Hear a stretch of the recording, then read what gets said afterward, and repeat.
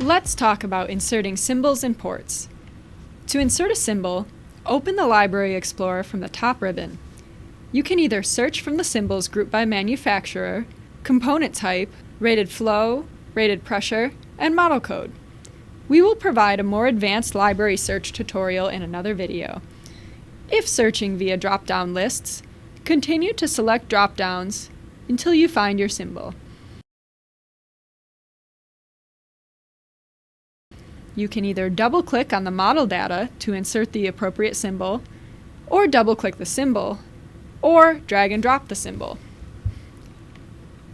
To insert a port, open the Library Explorer and go to the Ports tab. If using NetSkeme Plus, you can select from a variety of different port symbols configured in Preferences. You can select the type of port, edit the port name, and insert into the drawing. Note that if you insert a port onto an envelope, the port will automatically snap onto the perimeter.